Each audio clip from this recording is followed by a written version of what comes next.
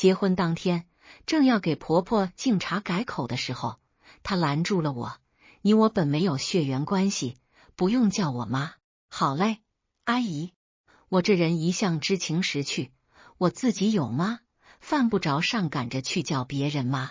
老公苏千鹤推了推我手臂：“妈只是客气一下，你怎么还当真了？”没关系，我也客气啊。再说了，我不是来加入这个家的，我是来拆散这个家的。婆婆寡居多年，一个人带大了我老公苏千鹤和小姑子苏万路。从结婚当天开始，我就确认他们不喜欢我。新婚隔天刚起床，婆婆撕掉了全屋的红红大字，她说觉得晃眼。一家人吃早餐的时候，婆婆皮笑肉不笑的跟我说：“诗诗，追我儿子的人可多了，市长女儿、总裁千金可都有，你可要珍惜这份福气。”原来千鹤这么受欢迎呀，那他为什么不娶市长女儿和总裁千金呢？是因为不想入吗？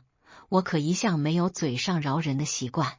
小姑子打抱不平：“你怎么跟妈说话的？”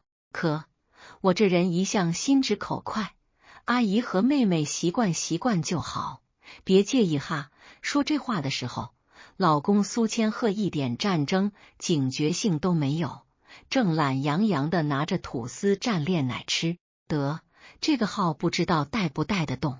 我心里嘀咕。我正拿着一杯牛奶要入口，婆婆又说话了：“诗诗，吃面包兑点白开水就行了，牛奶给干鹤喝，它不够，是吗？”我紧了一眼老公，特意先喝了一口杯子里的牛奶，口红沾的杯沿红红的，然后将杯口对到了苏千鹤嘴边。苏千鹤就着我递过来的牛奶就喝，嘴上自然也沾上了我的口红。我笑嘻嘻的给她擦擦，斜眼看着婆婆和小姑子的脸色又青又白。婆婆平时看老公就像看眼珠子一样，小姑子更是时刻都要黏着这个亲哥哥。女人堆里的事情我懂，家里就苏千鹤一个男丁，婆婆和小姑子难免投射太多异性感情在她身上。在30岁的大儿子面前，婆婆洗澡上厕所都不关门，自己养的孩儿怕什么？关门多麻烦。听到婆婆这么说，我的三观震了又震，小姑子更是吊带短裤随意出入。在我们的洞房花烛夜，凌晨2点敲门说睡不着要哥哥哄，这对母女呀，说声变态都不过分。进门的第一天，我就想着我完了。我的到来就像一个不受控的陀螺，在3个固有的保龄球瓶子之间转悠，少不得推了这个倒了那。可苏千鹤偏偏不是个能从中调和的种。婆婆眼见我如此为老公喝牛奶，自然心里不舒服。她一个眼神，小姑子起身去厨房又拿了一瓶牛奶出来：“诗诗姐，你想喝牛奶的话，喝这个，不要跟我哥抢吗？显得我家里出不了几个牛奶钱似的。”哎，你个小丫头片子，什么时候学的说话这么刁钻了？也不改口叫嫂子。苏千鹤对妹妹倒是一脸宠溺。我哪敢呀？苏万路调笑一声，用手指弯了一小指甲盖的炼奶，往他哥的鼻尖呼过去。兄妹俩嬉笑打闹成一团。婆婆在一旁看着也笑得灿烂。我冷眼旁观，从恋爱到结婚，可从没看见婆婆笑得如此慈祥。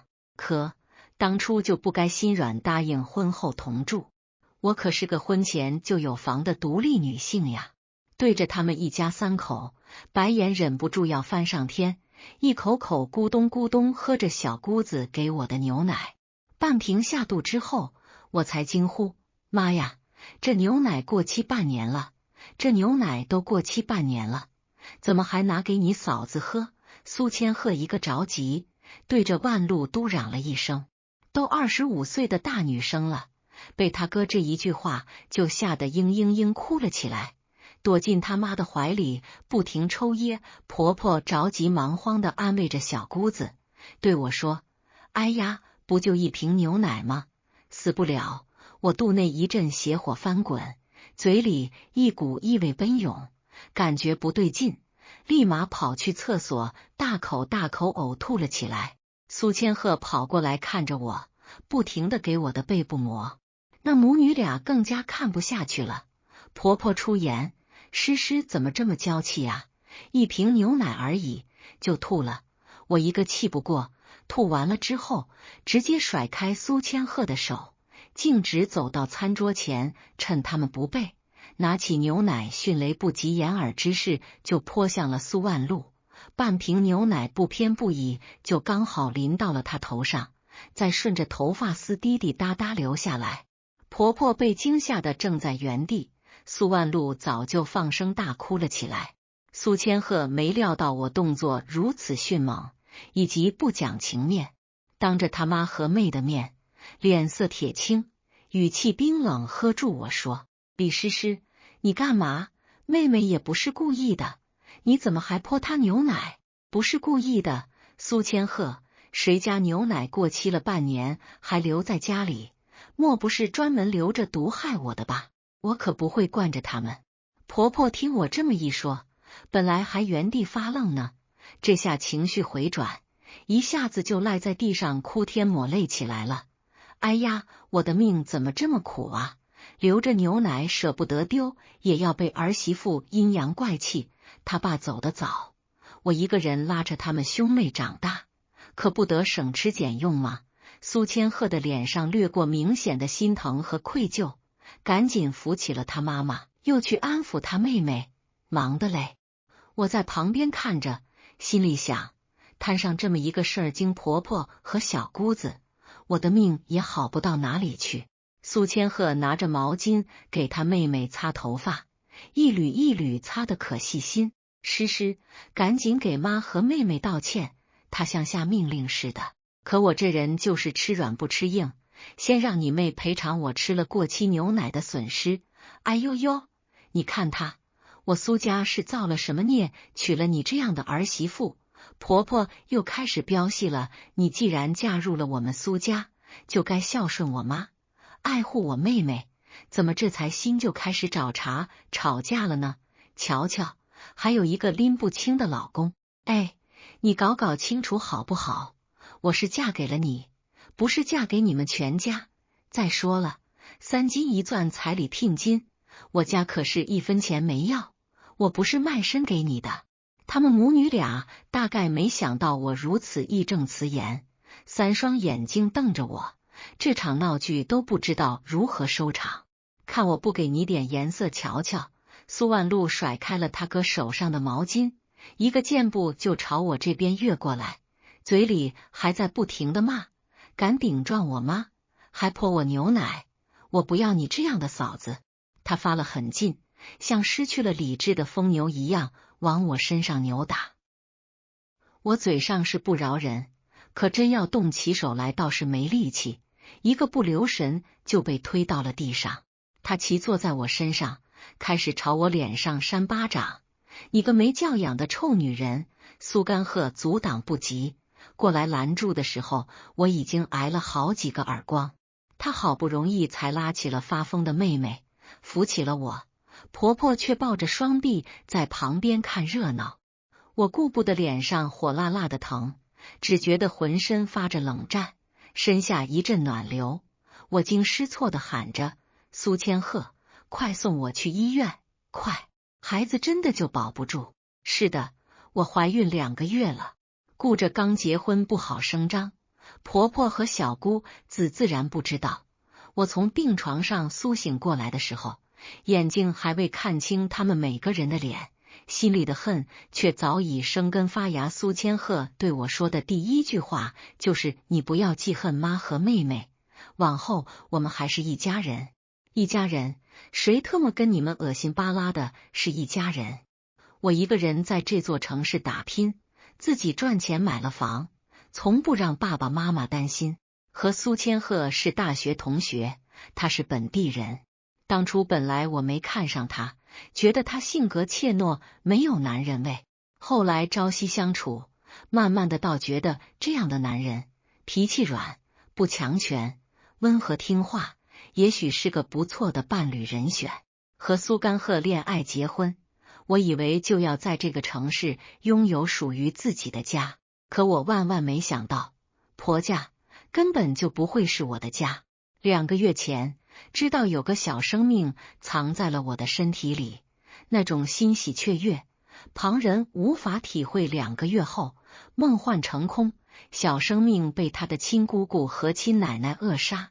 我只要清醒着，眼泪就不停地流，哭我那个未来得及到世上看一眼的孩子，哭我那个在婚礼上说要护我一世周全，第2天就让我流产的老公。婆婆领着小姑子来看我，半句安慰和道歉的话没说，却只担心她苏家的香火。逮住医生就不停地问，医生，李诗诗流产会不会影响以后怀孕？一般是不会的，现在月份还小，对母体伤害不是很大，但要警惕造成习惯性流产，影响生育。听到医生这么说，婆婆马上双手合十念道：阿弥陀佛，能给我生孙子就好。转身又拉着苏千鹤到门口偷偷说：儿子啊，你可千万跟医生打探清楚，如果他不能生了，那就得离婚，咱重新找一个。以前你不是跟林思思挺好的吗？我知道她还没结婚。苏千鹤一开始还在劝阻他妈不要说这种话，架不住他一直死缠着让他答应，最后就顺嘴应声：好好好，他不能生我就换一个，行了吧？声音不大，我却听得清楚。这要是在之前，我早就怼回去了。但是失去孩子这一劫，让我迅速看清了这家人。都说有福之女不入无福之门，我要报仇，我只想报仇。苏千鹤回到病房，我眼底蓄泪，像受了极大委屈的样子，抱着他的手抽抽搭搭地说：老公，疼死我了，我再也不要生孩子了，你先别想那么多，好好休息，我们一定会再有孩子的。不，我坚决不生了，你想生就跟别人生去，我不阻止你。我这话特意提高了音调，说给我那婆婆和小姑子听。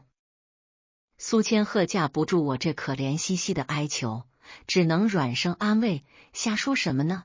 我怎么会跟别人生孩子呢？你好好养身体，别乱想。她好不容易把我哄着躺下休息，婆婆和小姑子也就叹口气离开了医院。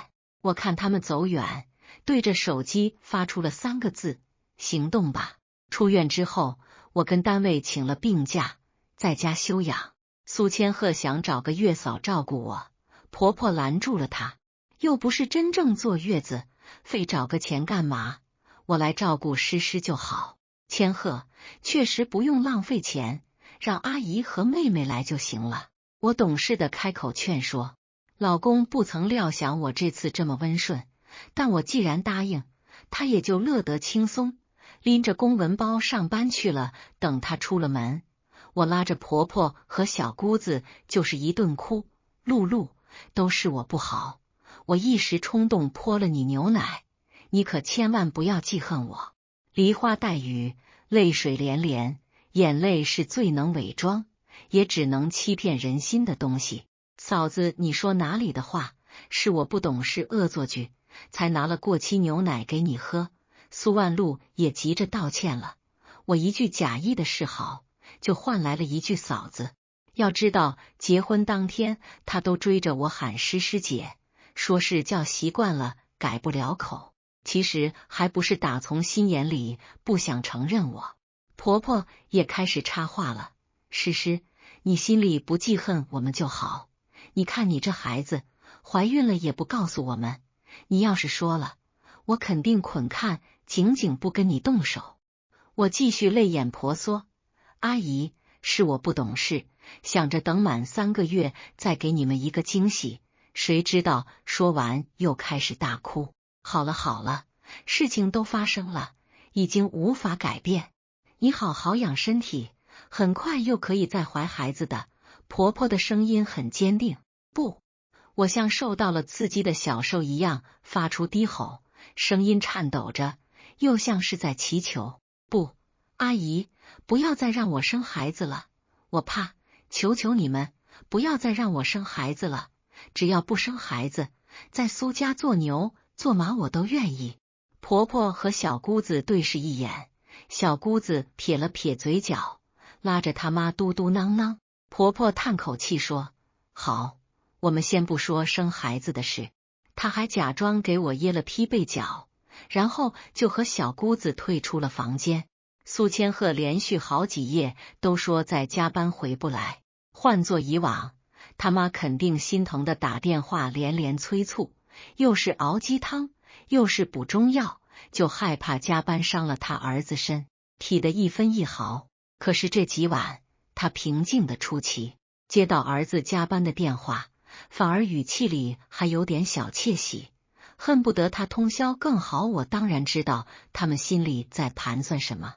老公苏干鹤谎称加班的那些晚上，其实是和一个叫做林思思的女人待在了一起，烫着大波浪，穿着低胸裙，烈焰红唇，热情如火的女孩子，会拉着他去日料店吃金枪鱼，去海洋馆喂海豚，去电音节摇栏杆。这是我这种约会去看画展、去逛公园的人给不了他的新鲜感。纵使他心里对我还有一丝责任和愧疚，也很快烟消云灭。何况这是他母亲一手促成的艳遇，作为男人，他这鬼出的又理直气壮了些。那些巧笑调情，那些眉目传意，不知道他可受用。我在手机里对着那边的人发信息，动作可快点，不要把自己赔进去。他哈哈大笑，放心，我知道自己的任务，偶尔玩玩这种货色也不错。我回，见好就收，这场战争是赢是输，可就在你身上了。大小姐，我做事什么时候让你失望过？我对着手机会心一笑，果然还得是他。婆婆给我端来了猪脚姜，那股甜腻味道早就把我重得想干呕。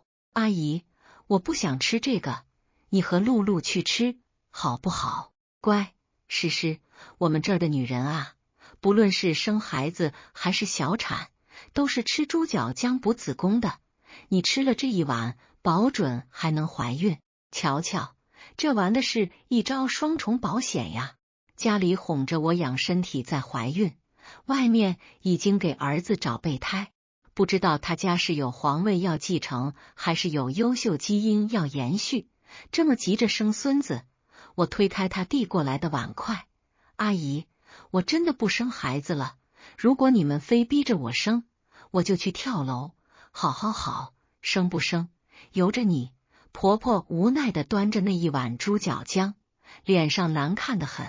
说到跳楼，咱们小区隔壁栋王婶婶的儿子，您还记得吧？我像恍然想起了什么似的，问着婆婆知道呀，那是露露的小学同学，怎么了？他跳楼身亡了，你不知道？婆婆一个惊讶，手上不稳，一碗满满的猪脚姜直接重重擦在地上，陶瓷碎裂的声音引来了小姑子露露。王超是你的小学同学。我见苏万路进来，便开始八卦似的问他：对，怎么了？小姑子的声音里带着哽咽，显然对过去的感情并未忘怀。我飞快敲打着手机键盘，出示画面给他看。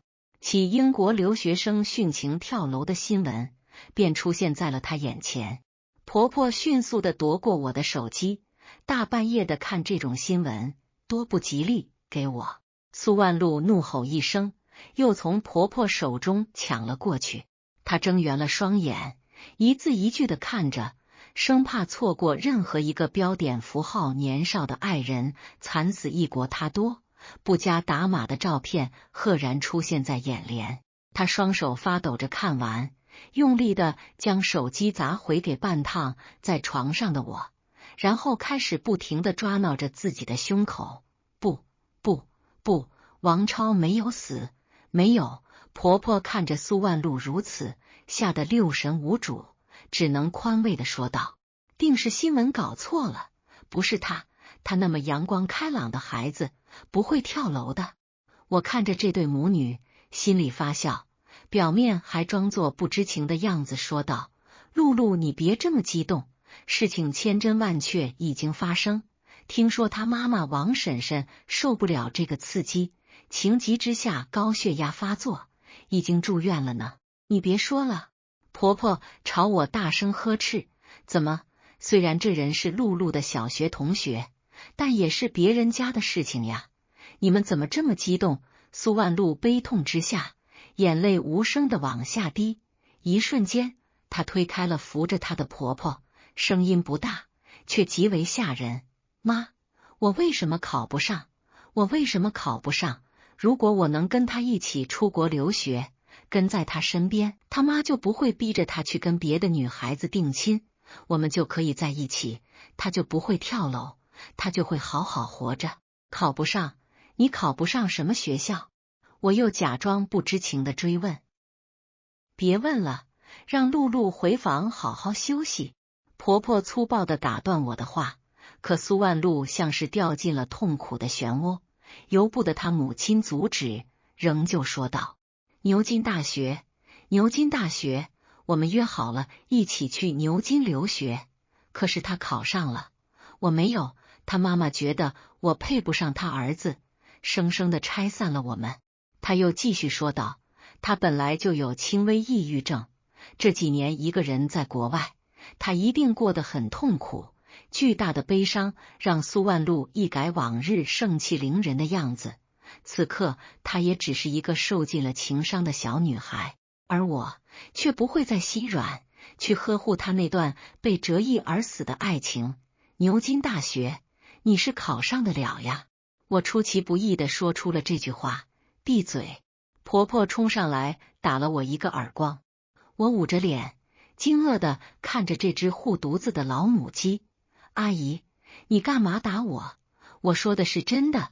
千鹤给我看过露露的牛津大学录取通知，他还说他舍不得妹妹去国外读书，所以什么？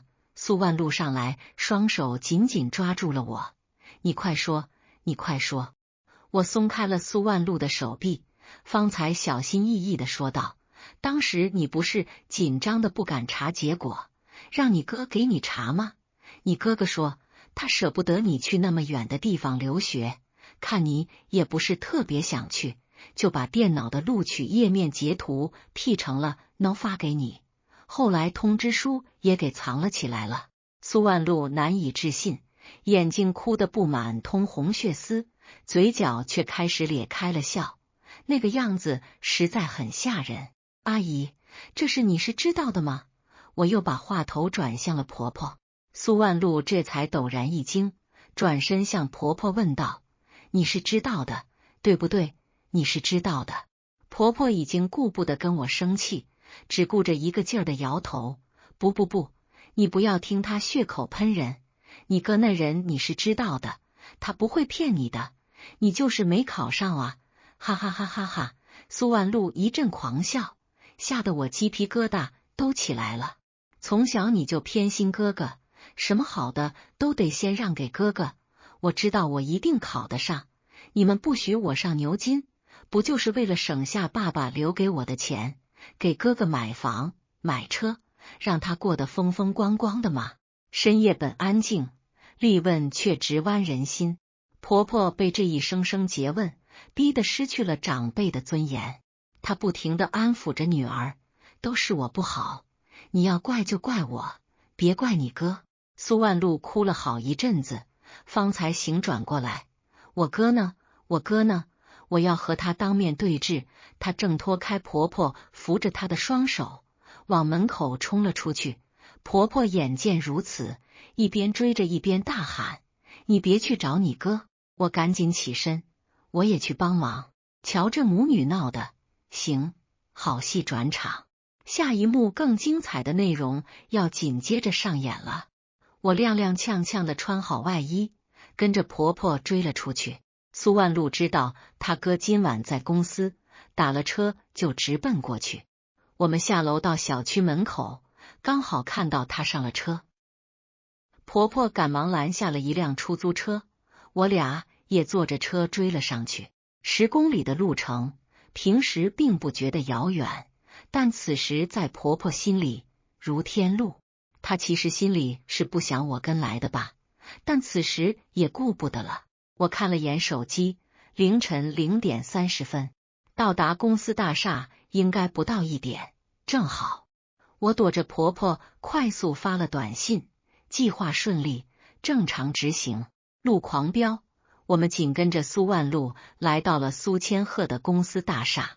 在这座40层的写字楼里，他的独立办公室在37楼，电梯数字一个个跳跃，婆婆只恨不能飞天遁地。我们追到门口的时候，里头早已传来了苏万路的尖叫：“哥，你这是在干什么？林思思，你怎么在这里？”吊带短裙加丝袜高跟，林思思这种尤物，别说男人了，我看了都要把持不住。苏千鹤本以为今晚是美人在怀好不快活，却不曾想最浪荡的出现在了他妈、他妹妹以及他老婆面前。个趔趄，他从沙发上迅速弹起来，上身金光，赶紧抓了一件衬衫套了上去。林思思花容失色，仓皇欲逃。从我身边要跑出门的时候，我左手用力抓紧了她的手臂。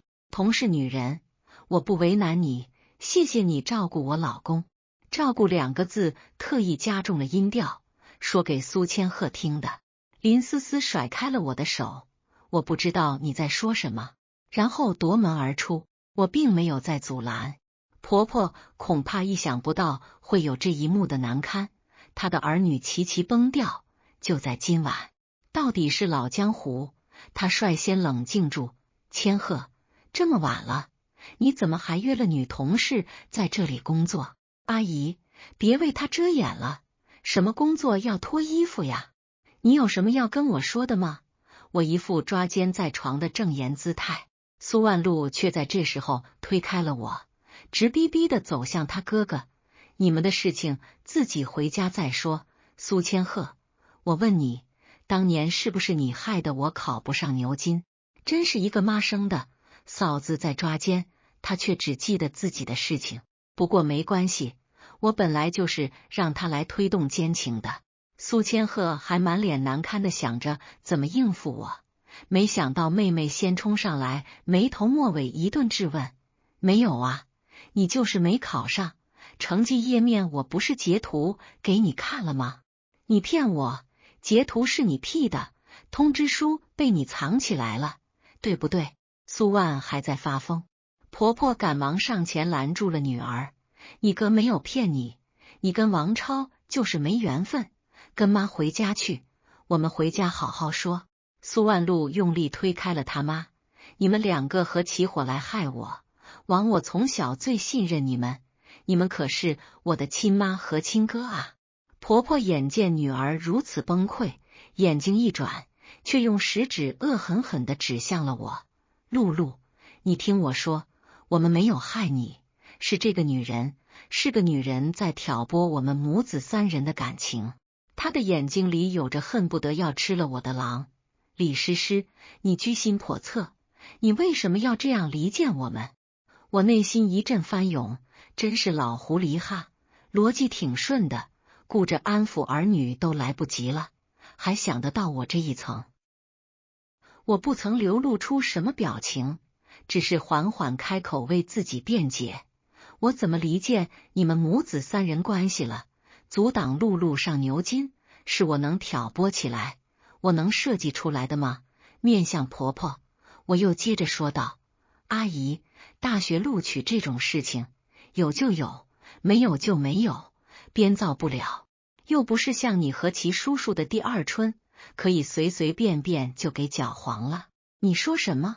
婆婆这会子更急了。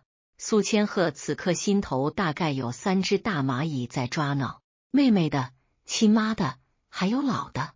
她一个箭步冲到我身边：“诗诗，今晚的事情是我对不起你，回去我们好好解决，其他的事情你别瞎说。我冷笑，怕我瞎说，那你就别瞎做。一个旋步在他们母子三人面前逡巡。阿姨，10年前你和隔壁社区的齐叔叔好上了，2个人浓情蜜意，就快要2婚了。但你知道为什么齐叔叔最后不告而别，丢下你跑了吗？苏千鹤没想到我会提起这件陈年旧事，那还是他跟我谈恋爱那会子，当作家庭秘史讲给我听的。过往的隐私变成利剑，最能狠狠刺上心口。苏万路早就被这一团乱麻搅得脑壳疼，听到了齐叔叔3个字，又马上雷达响动，进入备战状态。他们兄妹俩齐齐冲我吼着：“你闭嘴！”那可闭不了。我继续说道：“阿姨，你想不到吧？是你的2个好儿女跑去联系齐叔叔的前妻和女儿。李诗诗，你到底想怎么样？”苏千鹤已经接受不了我再继续说下去。不想怎么样，真相总该让每一个人都知道。婆婆竭力地控制住自己即将崩溃的面容，牙关紧咬着向我说道：“李诗诗，你知道什么？你都说，我能承受得住。阿姨，齐叔叔家有3栋楼收着租呢，每个月光是租金都能10万有余。你当初攀上齐叔叔，不就是看上他的钱吗？”我一字一句的继续说：“说起来，我们这些年轻人还要跟你学习呢。一把年纪了，每天对齐叔叔嘘妻问暖，关怀备至，上门给他又是洗衣裳又是做饭的，这才让人对你青眼有加。”陈年往事涌上心头，母子3人面面相觑，看了一眼苏千鹤和苏万物。我接着说：“你的如意算盘打得好，嫁给了齐叔叔，苏万路的留学费用就不用愁了。苏千鹤买房买车娶媳妇也有冤大头买单，对吧？”真相即将戳破，婆婆难过的无以复加，怨对向她的儿女：“我都是为了你们2个才找了老齐，你们不想我结婚，所以去找了他的前妻和女儿，把他勾回去了，对吧？”阿姨，你总算猜到了。苏千鹤和苏万路跟齐叔叔的前妻和女儿说了你们要结婚的消息，他们母女俩想到金钱利益，当然要开始挽回家庭。齐叔叔惦念女儿，自然又选择了那边。婆婆突然开始一声声冷笑：“我从35岁开始守寡，从来看重自己的名声，可是那时候因为老齐，我被街坊邻居指指点点，脊梁骨都要被人戳破了。他看向了自己的儿女，我怎么会喜欢老齐那种大老粗？我还不是为了你们，能让你们过上更富足更境遇的生活。可是你们是怎么对我的？”苏千鹤愧疚地低下了头：“妈，当年是我们不懂事，只觉得母亲再嫁很丢脸，没想过你的感受。”苏万路沉默了大半天，突然又开始说话：“我们阻止妈妈再嫁，你们阻止我上牛津，真是一出好戏啊！哈哈哈哈！”他的笑声让这个密闭的空间显得更加疼人。他的眼神开始在他母亲和哥哥身上不停转换。瞧瞧，我们是一家什么人？是一家什么人？看到了我，他又接着说：“所以哥哥，你老婆流产还不到1个月，你就急着找别人生孩子了吗？”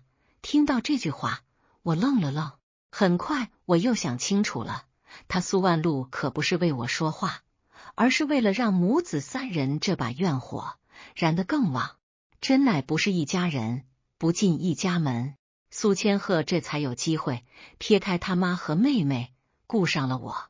他过来，双手握紧了我的手腕，被我用力甩开。“诗诗，你听我说，还说什么捉贼捉赃，捉奸在床？你衣服都脱了，可别说你是在讨论工作呢吧？”我毫不留情。苏千鹤当然知道这个拙劣的借口无法让人信服，自私的本性却根本掩盖不住。不，我是一时猪油蒙心，是妈妈，是妈妈一直怂恿我跟林思思好，说你不生孩子，让我跟林思思生，你知道的，我从来都不喜欢她。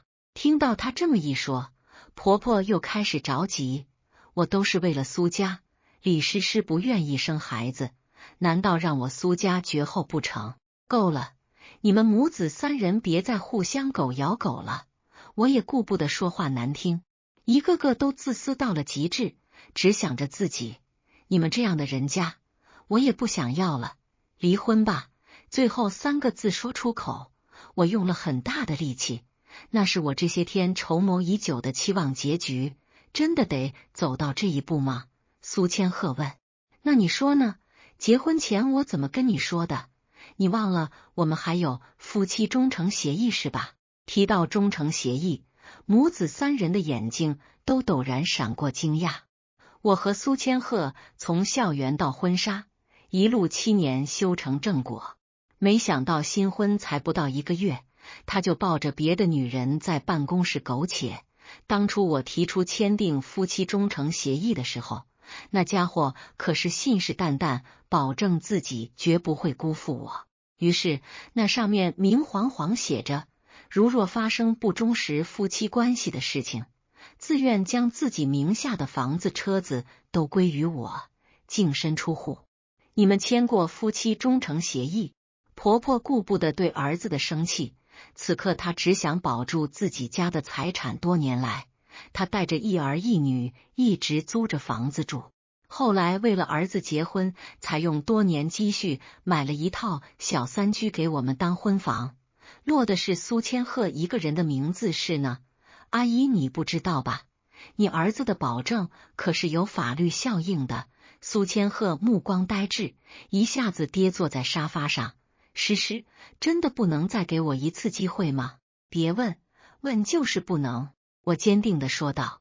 苏千鹤，在学校里你那么平庸，这么多年来性格上磨磨唧唧唯唯诺诺，我当你是脾气软，好说话才看得上你，可是没想到你如此没有原则，被你母亲一多，转头就搭上了别的女人，我们的姻也就到此结束了。我调整好自己的情绪，不让绝望的眼泪在最后关头酒下掉面子。明天去民政局办手续吧，房子、车子也都去办过户。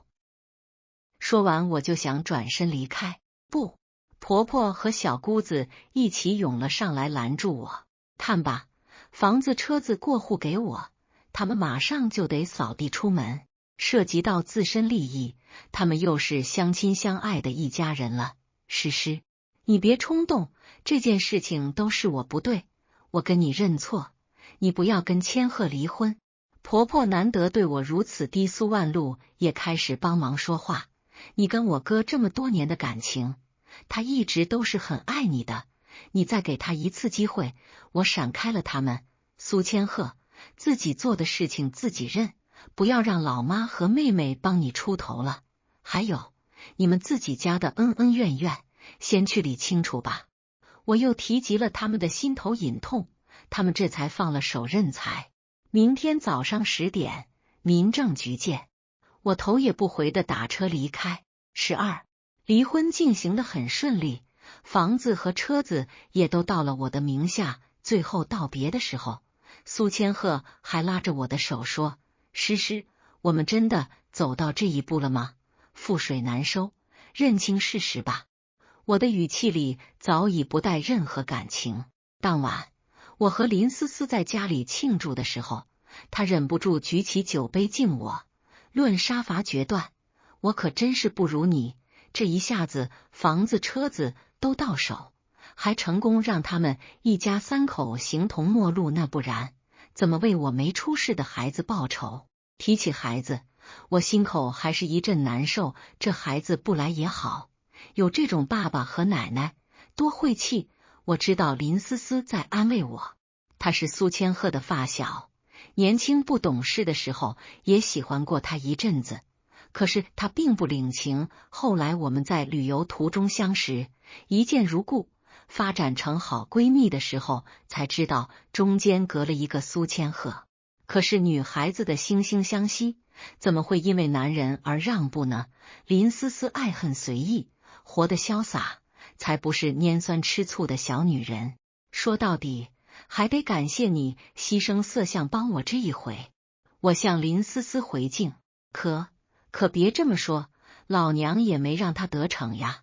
不过嘛，这要不是按着你的计划走，再来2-3个星期，我可真的招架不住。哈哈哈哈！我大笑，你当年不是还看上他了吗？哎，我们不都一样，谁没有眼瞎的时候呢？震笑之后，林思思又开始问我，所以苏万路当年到底有没有考上牛津？考上了自费，没考上公费。我说道，但是我那个钱小姑子呀，一向心比天高，自以为是，被我这么一闹腾，她指定认为自己是考上了，是他哥和他妈害的他，这一家子的仇以后是解不开了，可不是吗？从这房子搬出去后，这一家3口可都各自去租房子了，没有住到一起去，也互不来往了。林思思接话，我笑了，一双儿女呢，毁了妈妈的第2段缘分，让人一辈子守寡；一个哥哥呢，毁了妹妹的留学路，间接害得初恋情人跳楼惨死；一个母亲呢，毁了儿子的婚姻，给儿子安排备胎怂人出轨，这家人啊，还能住到一块儿去，那也就奇了怪了。不过嘛，出轨这事也属实有点冤。我语气强硬，冤什么冤呀？老婆怀孕，被亲妈亲妹害得流产，他不好好照顾，反而因为我假装说不想生孩子了，就动了歪心思。这好在是他妈推了你去当备胎，要是换做别的女人，出轨可不就是事实。我只不过顺水推舟，让这件事情在自己的把控之内而已。林思思细细思忖，你说的对，狗男人实在不值得同情，这场战你可赢得彻彻底底。我俩碰杯，那么姐妹，陪我来一场离婚旅行如何？走起。